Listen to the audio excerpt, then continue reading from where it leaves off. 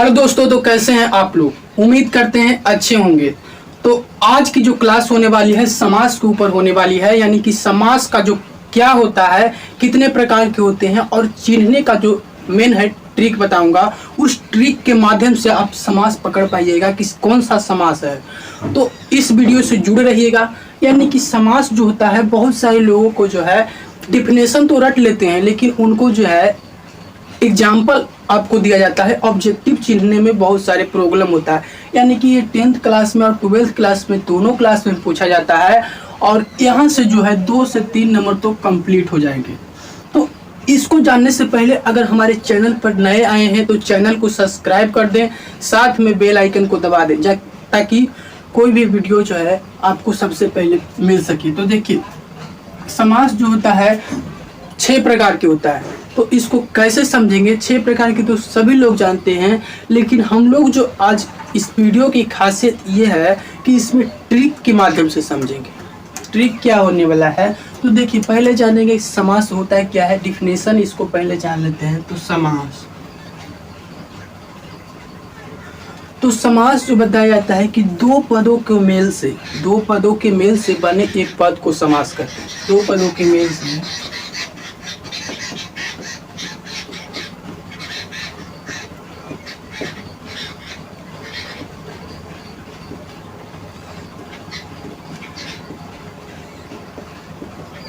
एक पद को समास करते हैं।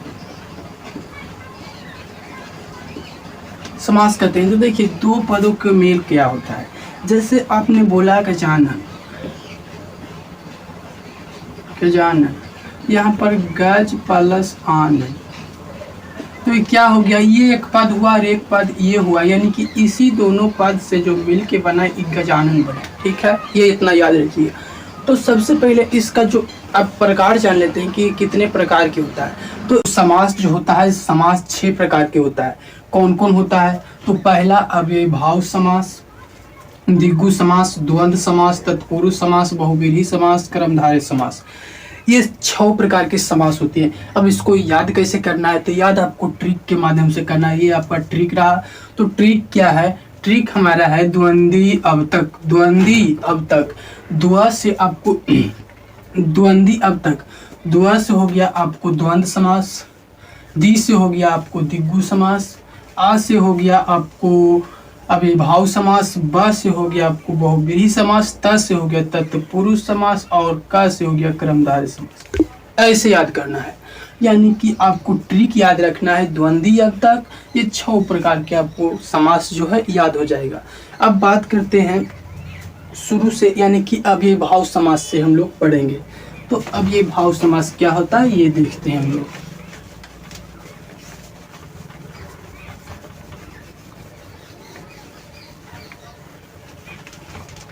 अव्ययीभाव समास बताया जाता है कि वैसा समास जिसका जो है पहला पद प्रधान होता है, या जिसमें अव्यय पद प्रधान होता है, पहला पद प्रधान होता है, उसी को कहते हैं।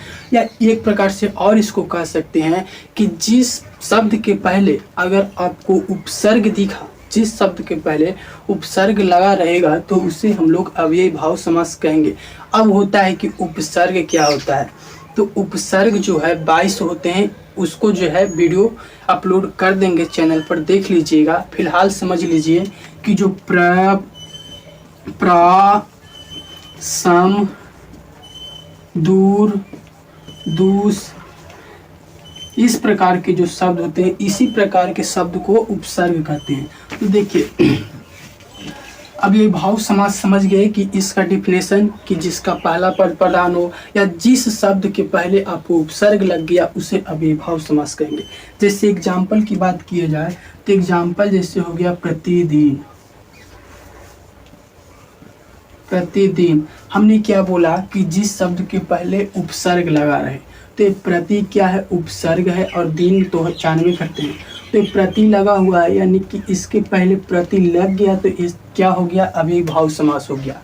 इसका दूसरा एग्जाम्पल की बात करें, जैसे हो गया राजमहल नहीं, राज क्योंकि पर उपसर्ग नहीं होगा। जैसे हम लोग करते हैं तो प्रकाश, इसमें दूसरा डिफिनेशन हमने एक बताया था कि इसमें जो है प्रथम पद की प्रधानता होती है, यानी कि पहला पद प्रधान होगा। तो प्र जो है ये उपसर्ग हो गया, अवकाश का मतलब कोई अर्थ नहीं हुआ, यानी कि जिसके पहले प्र लग गया तो उसी को हम लोग क्या कहेंगे, अव्ययी भाव समास कहेंगे। तो इसको आप लोग समझ लीजिएगा। उसके बाद बात करते हैं दूसरा जो प्रकार था वो था द्वंद्व समास के बारे में।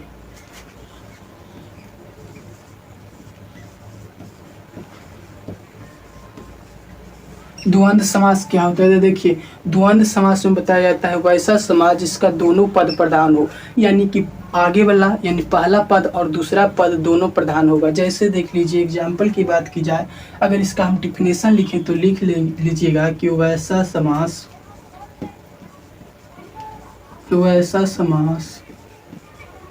जिसका दोनों पद प्रधान हो।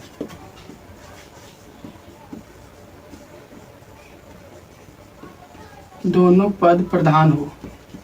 अब दोनों पद कैसे प्रधान होगा? तो जैसे देख लीजिए, आपको जैसे लिखा हुआ है यहाँ पर दिन रात, दिन रात, तो यहाँ पर दिन का अर्थ भी निकल रहा है, रात का अर्थ भी निकल रहा है, दिन रात होता है। तो अगर बीच में ऐसे हाइफन दिया रहे और उसका जो है विपरीत लिखा रहे, जैसे दिन का विपरीत लिखा हुआ है रात, उल्टा हो जाएगा, और यहाँ पर जो है हाइफन भी दिया रहे, तो इस प्रकार के शब्द जो आएगा वो द्वंद्व समास में आएगा। जैसे एक एग्जाम्पल क्या बात करें तो भाई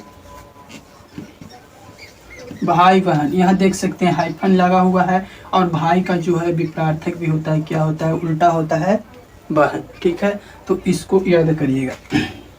अब तीसरा नंबर समास की बात करें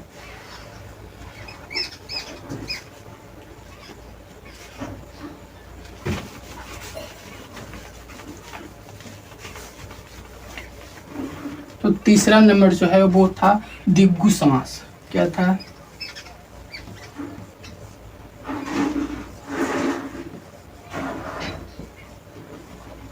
दिग्गु समास। तो दिग्गु समास क्या होता है? जैसे देखिए, इसको बताया जाता है कि वैसा समास जिसका पहला पद क्या होना चाहिए, संख्या होना चाहिए, और दूसरा पद जो है संज्ञा होना चाहिए। यानी कि पहला पद संख्या होगा, जैसे 1 2 3 4 कुछ भी, और दूसरा पद जो है संज्ञा होना चाहिए। तो देखिए, इसका डिफिनेशन पहले हम लोग लिख लेते हैं। दिग्गु हो जाएगा यहाँ पर, दिग्गु समास।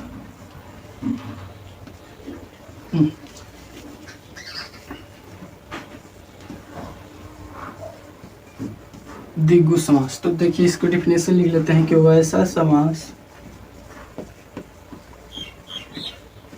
जिसका पहला पद संख्या एवं दूसरा पद संज्ञा होना चाहिए, संज्ञा हो। तो देखिए, इसके एग्जाम्पल क्या हो जाएगा, जैसे देख सकते हैं, एग्जाम्पल की बात की जाए तो एग्जाम्पल इसका हो जाएगा आपको त्रिभुज। त्रिभुज, त्रि मतलब होता है तीन, भुज मतलब होता है भुजा।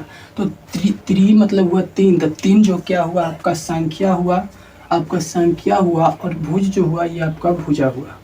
ठीक है, भुज मतलब भुजा हुआ, यानी कि यह संज्ञा हुआ। तो ये दोनों को मिलने से क्या